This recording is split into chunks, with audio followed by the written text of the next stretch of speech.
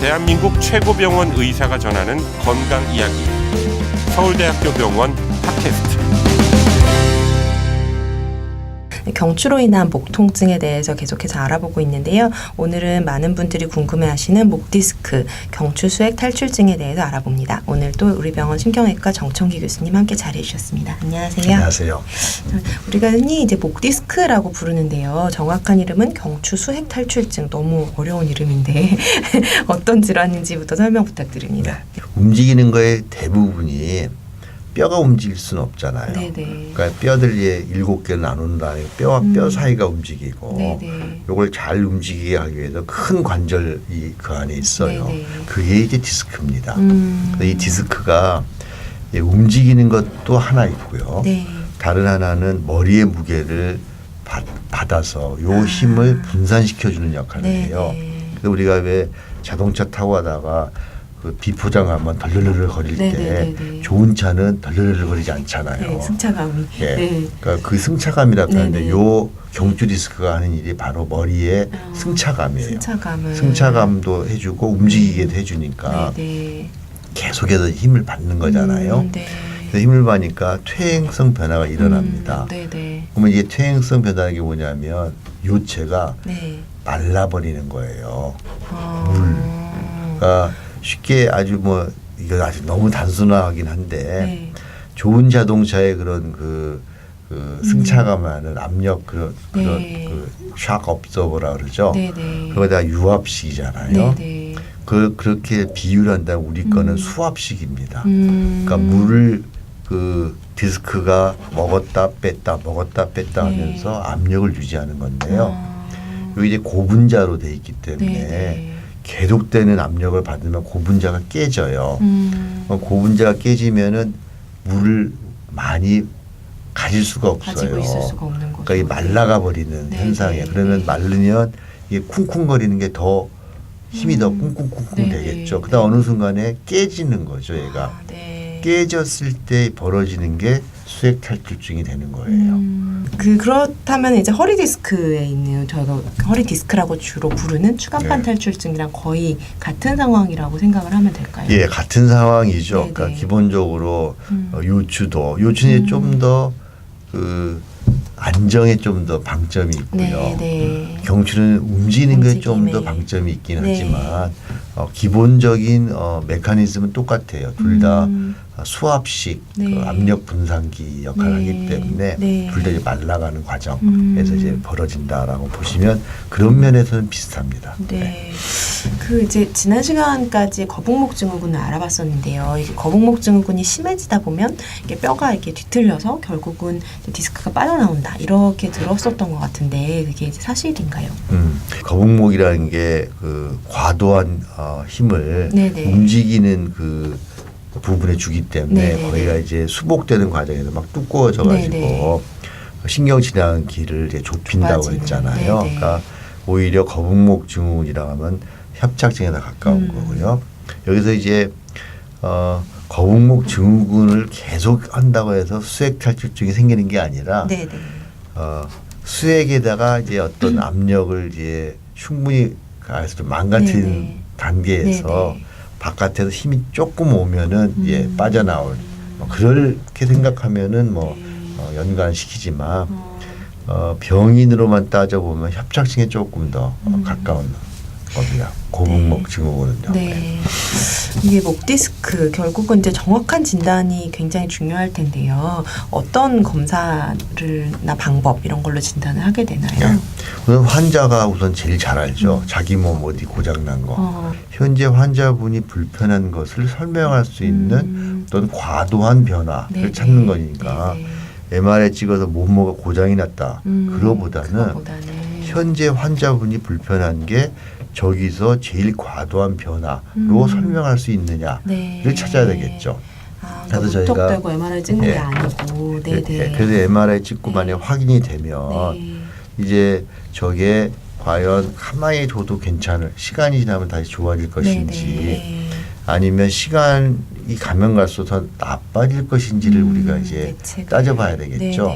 이제 그럴 때 앞 시간에 말한 것처럼 이제 환자분의 어떤 습관을 우리가 바꿔갖고, 그러니까 이걸 계속 유발시키는 어떤 요인을 제거만 해줘도 좋아질 것인지, 네네. 아니면 새로운 우리가 어떤 뭐 그 인터벤션 어떤 시술이나 뭐 어떤 수단을 수단, 강구를 네네. 해서 그거를 이제 네. 더 변화시킴으로써 해결할 네. 수 있겠느냐, 네. 그걸 계산을 해야 돼요. 네. 그러니까 첫 번째는 MRI가 아니라 첫 번째는 환자가 불편한 거를 아주 명확하게 네. 정하는 거고요. 네.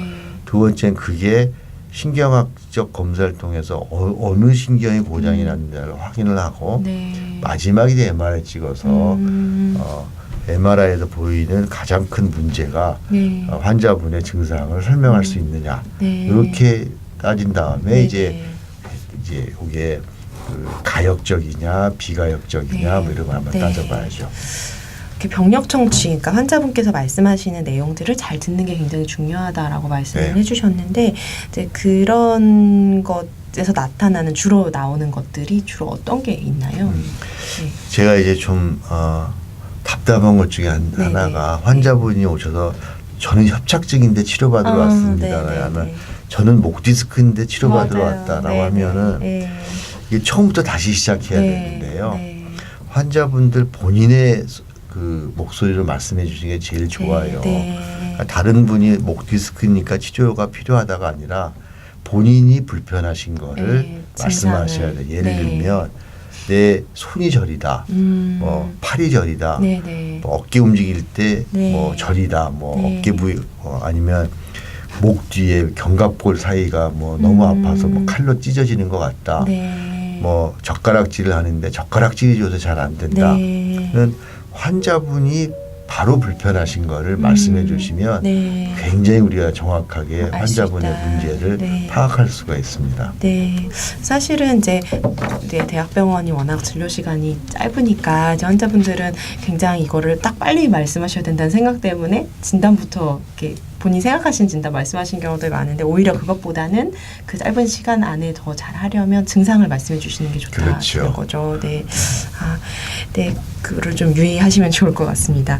여기서 또 중요한 게 수술적 치료가 가능한가 하는 부분일 것 같은데요. 사실은 많은 분들이 디스크 하면은 이제 수술적 치료를 많이 생각하시는데요. 유일한 치료 방법은 아닐 수도 있지 않을까 이런 생각도 드는데 혹시 어떨까요? 기본적으로 이제 목을 이제 말씀 네. 화제 그 중심은 이제 목 디스크니까요. 네. 목 디스크의 대부분은 사실은 네. 수술이 필요 없습니다. 우리 몸이 아까 말씀드린 잘 만들어진 거거든요. 그러니까 그 중에 몇 개가 뭐 좀 고장이 나도 네. 살 수가 있게 되어 있어요. 네. 그러니까 뭐 좀 고장이 났다 그래서 뭐 그걸 바로 고쳐야 되는 건 아니고요.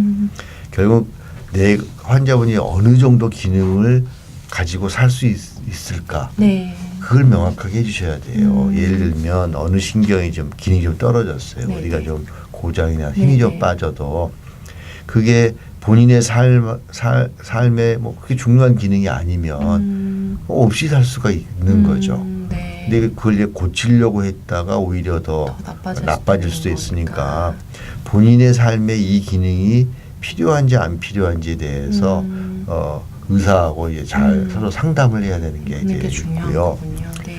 두 번째는 수술이 필요한 경우는 이게 비가역 다시 말해서 돌이킬 수 없는 상황. 어떤 시점이 네. 있어요. 네. 이 시점에서 이걸 되돌릴 수 있는 네. 게 있거든요. 근데 네.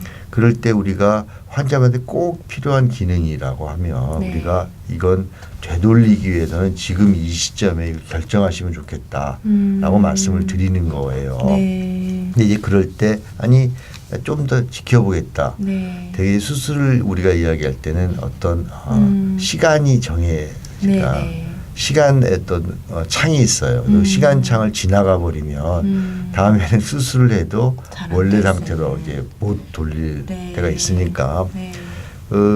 의사 선생님들하고 잘 상의를 하셔가지고 이런 거 다시 말해 이 기능이 나한테 꼭 필요한가? 그다음에 이 기능이 꼭 필요하지 않다라고 하면 그냥 둘 때 다른 것들은 어떠냐?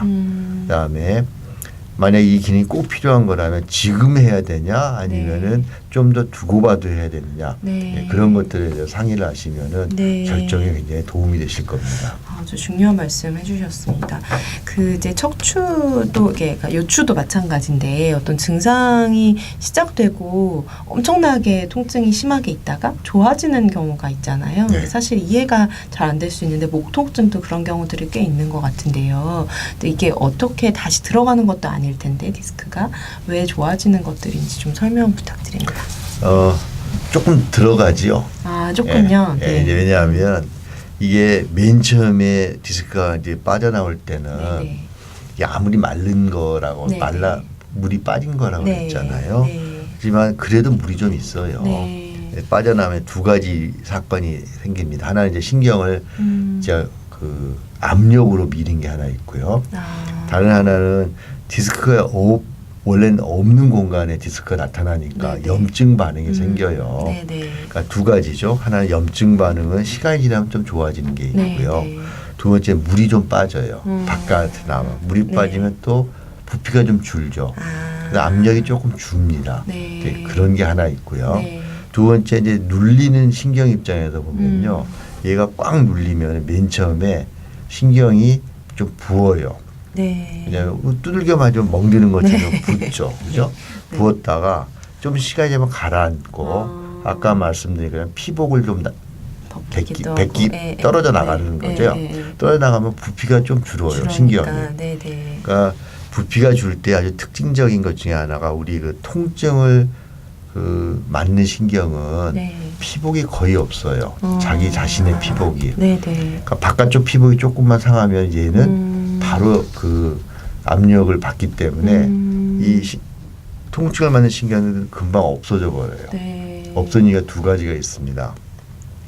통증은 1번 이게 급성을 우리가 해야 돼요. 빨리 우리가 해서 피해야 되는 네네. 거죠. 어떤 사건이 벌어져서 통증을 일으킨다는 건 원래 빨리 피해야 돼요. 네네. 근데 이제 그 사건이 계속이 되면 피할 수가 없는 사건이잖아요. 네네네. 피할 수가 없는 사건이면 통증이 더 이상 우리 몸에 도움이 되지가 않아요. 그러니까 이 통증을 차라리 없애는 게 나아요.